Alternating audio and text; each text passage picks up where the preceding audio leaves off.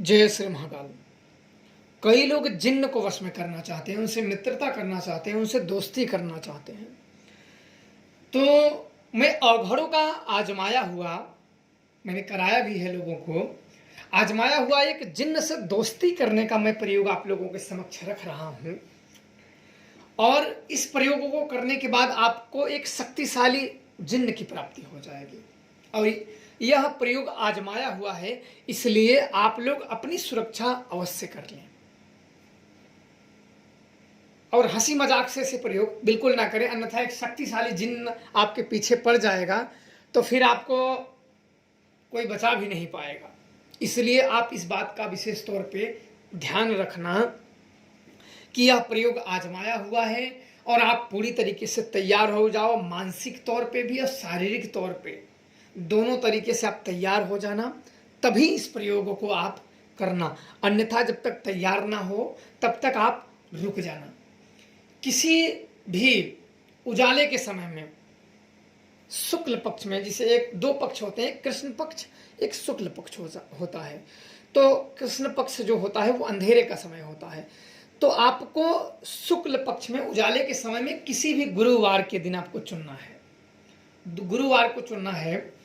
और आपको एक लेना है पीला और हरा कपड़ा, 1.25 मीटर लेना है और एक सेंट लेना है और 1.25 पाव बर्फी लेनी है, 1.25 पाव बर्फी लेनी है। और आपको किसी पीर के मजार पे जाना है, पीर के जहाँ किसी को मजार बनी है उस मजार पे जाना है और वहाँ उस हरे कपड़े को चढ़ा देना है और वहाँ एक सेंट की शीशी चढ़ा देना है। और 1.25 पाव जो मीठा है, 1 पाव मीठा है जो ले गए हो, उसको वहाँ रख देना है। रखने के बाद वहाँ प्रार्थना करनी है कि मेरा जिन्न दोस्त हो जाए, मेरा जिन्न दोस्त हो जाए, मेरा जिन्न। ऐसे मैं इसलिए नहीं बोल रहा हूँ कि 3 बार बोलने से वचन हो जाता है तो कहीं मेरा ही अर्ध गिर्द ना हो, तो मेरा ही जिन्न दोस्त ना हो जाए। कई ऐसे कालिया जिन्न वैसे भी मेरे पास ही हैं, मुझे वो ऐसे भी चलाने का इसको जरूरत नहीं पड़ता है। तो आप लोग ऐसे 3 बार कहें और 3 गुरुवार करें। 3 गुरुवार में आपको जिन्न की प्राप्ति हो जाएगी, क्योंकि यह आजमाया हुआ प्रयोग है, इसलिए आप लोग इस तरीके से करें। और ये इस प्रयोग से भी किया गया है। कई लोगों के पास ये कब्रें नहीं होती हैं, तो वो लोग क्या करते हैं कि उनके लिए 2 ऑप्शन होता है। एक तो 1.25 पाव मीठा बर्फी लेके जाते हैं, सवाई ही लगानी है, ध्यान रखना, 1.25 पाव मीठा लेके नदी के पास जाते हैं।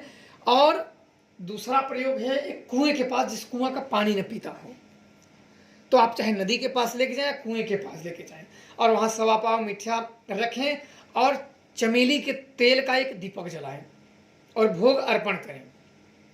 और एक सिंट की खोल के शीशी उसके नाम पे कि हे जिन्नों के बादशाह, आंख बंद करके ध्यान करके वहाँ यह बोलना है कि हे जिन्नों के बादशाह, आप मेरे मित्र हो जाओ, मेरे मित्र हो जाओ, मेरे मित्र हो जाओ। ऐसा आपको 3 बार बोलना है, चलाना है। और यह प्रयोग 3 बार करना है, 3 गुरुवार को, और आपको यह करना है 3 गुरुवार तक आपको यह प्रयोग करना है। और आप स्वयं ही आप देखेंगे कि एक शक्तिशाली भारी, जितने लोगों को यह जिन्न मिला है, सबसे पहले उन्हें स्वप्न में वो दर्शन दिया है। एक भारी भरकम जिन्न कि हाँ बड़ा हंसता हुआ उनको दिखा और धीरे धीरे उनका जुड़ाव धीरे धीरे वो बन गया। और आज उस जिन्नों से वो काम करते हैं। बड़े से बड़े भूत बाधा, बड़े से बड़े जिन्न बाधा को बड़ी आसानी से कर सकते हैं और अपने इच्छित कार्य की सिद्धि करते हैं, चाहे वशीकरण हो, मोहिनी हो या शत्रु बाधा हो।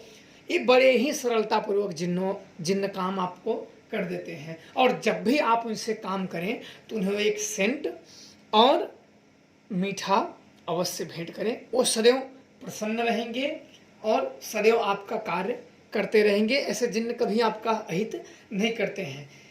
इस बात आप लोग करिए। और कब्र वाला सबसे उत्तम होता है, क्योंकि कब्र पे जो करने वाले होते हैं, तो इसमें आपको जितने लोगों ने जैसे नदी के पास किए हैं, कुएं के पास किए हैं, तो इनमें कुछ समय लग जाता है सिद्धियां प्राप्त होने में। एक आध बार के बदले 2 बार कई लोगों ने किया है, तब उन्हें प्राप्त हुआ। पर जो कब्र वाली क्रिया थी वो एक ही बार में लोगों को सिद्धियां उसकी मिल गई थी, वो मित्र बन गया था और आज वो उससे संतुष्ट हैं। पर आप लोग एक चीज़ विशेष सावधानी रखना कि आजमाने के इरादे से मत करना ऐसे प्रयोग, क्योंकि ये प्रयोग बड़े ही खतरनाक होते हैं।